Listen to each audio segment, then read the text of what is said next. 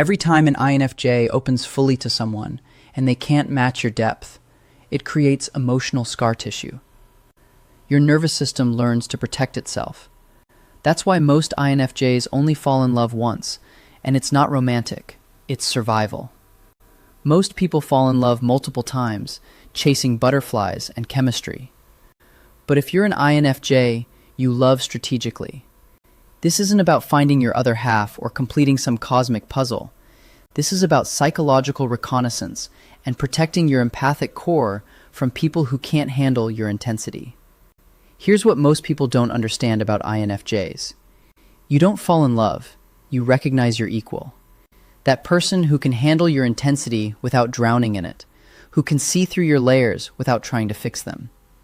By the end of this video, you'll understand why INFJs can only afford to love once and what they're really searching for. Trust me, this changes everything you thought you knew about INFJ relationships. Before we start, please hit the like button, comment, and subscribe so you won't miss any of our weekly deep dives into the world of personality types.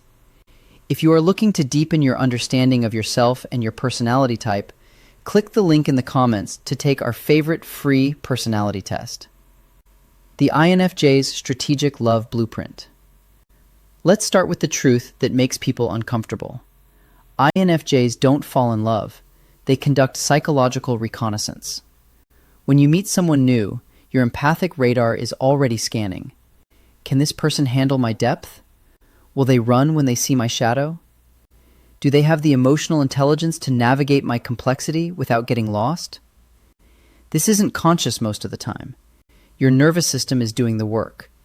It's measuring their energy against yours, looking for someone who operates at your frequency.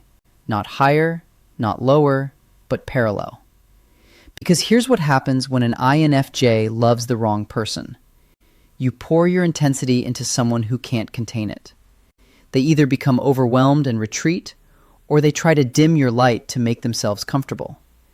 That's why the phenomenon once existed. Your empathic wiring makes deep sibling relationships possible.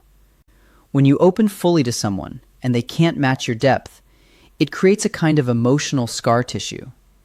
You learn to protect that core part of yourself. You become more selective, not out of fear, but out of necessity.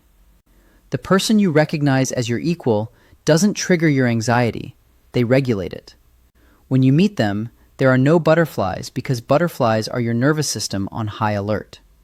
Instead, there's relief. That quiet recognition that someone finally speaks your language. They don't need you to explain your intuition or justify your sensitivity. They see it, understand it, and match it. This recognition moment feels different than attraction. It's not excitement, it's homecoming. Your body relaxes before your mind catches up. You find yourself breathing easier, thinking clearly. This person doesn't add chaos to your world, they add clarity. They don't drain your energy, they help you channel it more effectively. But here's where it gets strategic. INFJs unconsciously test potential partners through emotional complexity. You reveal yourself in layers, watching how they respond at each level. Most people fail somewhere around layer 2, when their depth starts to show. They either get scared or they try to become your therapist. Both responses tell you they're not your equal.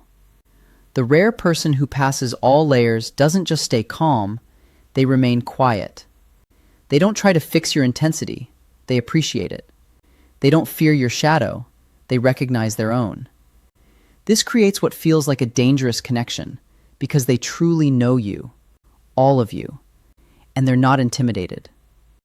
When an INFJ finds this person, everything shifts. You move from guardian mode, where you're protecting your energy, to growth mode, where you're investing it.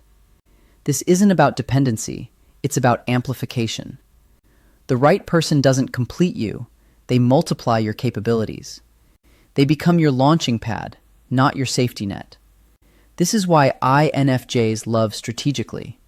You can't afford to get this wrong.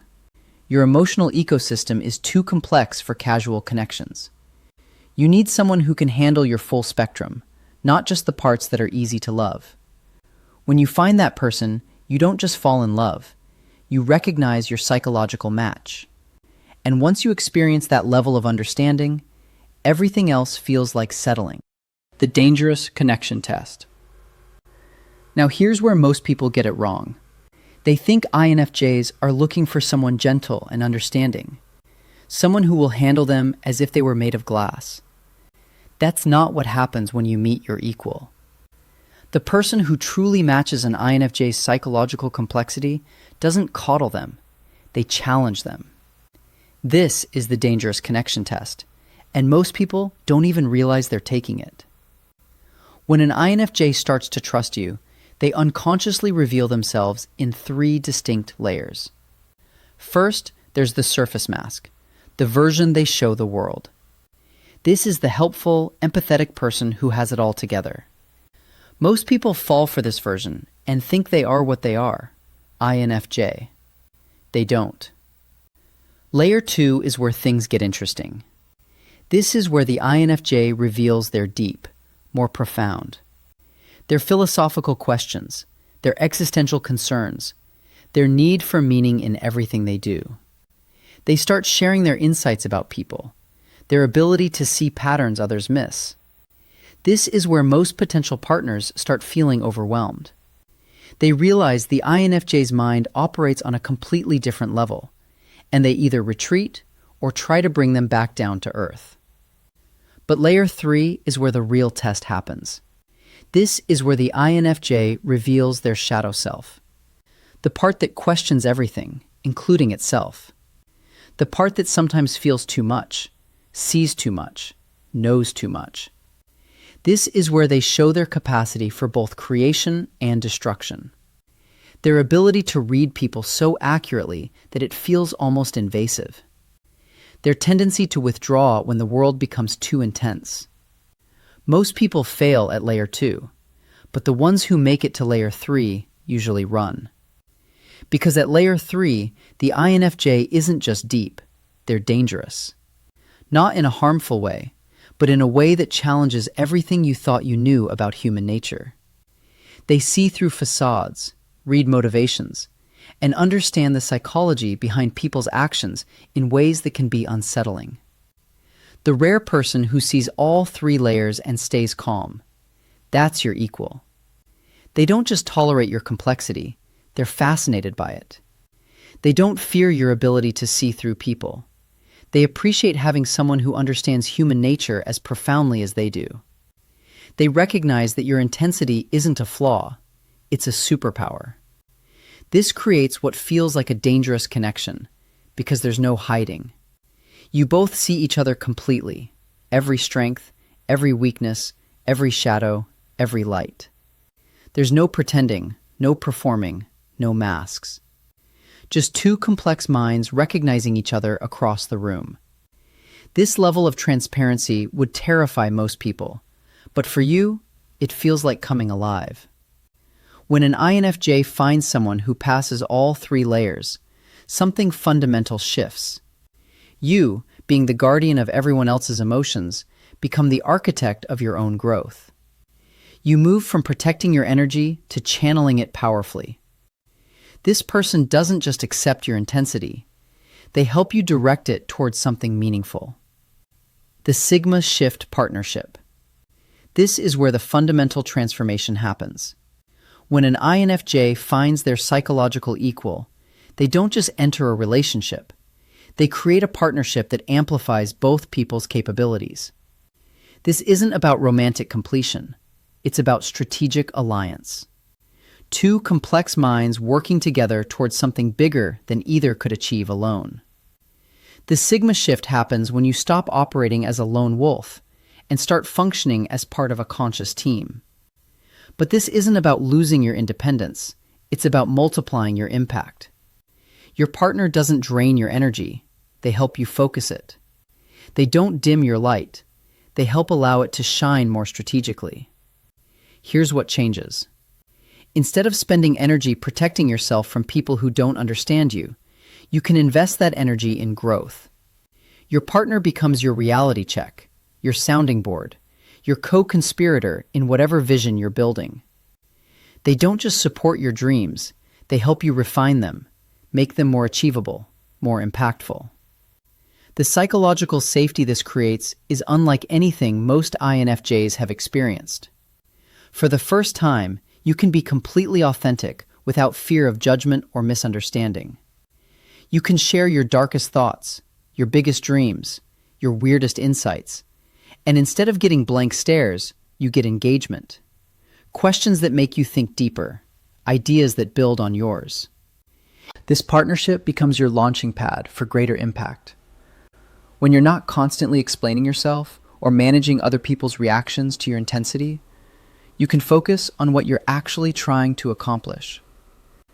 Your partner helps you channel your empathy, your intuition, and your ability to see patterns into something that serves the world. They become irreplaceable in your psychological ecosystem, not because you depend on them, but because they enhance everything you do. They're the person who understands your process, who can follow your logic, who appreciates your complexity without trying to simplify it. They don't just love who you are, they love who you're becoming. This is why INFJs can only do this once. This level of psychological intimacy, this depth of understanding, this strategic partnership, it's not something you can replicate. Once you've experienced what it feels like to be truly known, truly matched, truly partnered with someone who operates at your level, everything else feels like a compromise. The transformation is permanent. Even if the relationship ends, the shift remains. You've learned what it feels like to be fully yourself with another person. You've experienced what partnership actually means when both people are operating from their highest selves. You carry that frequency with you forever. So that's the truth about why INFJs only fall in love once. It's not romance, it's strategy. You're not looking for completion, you're looking for amplification. Click the link in the comments to take our favorite free personality test and subscribe for more INFJ psychology content that actually gets it.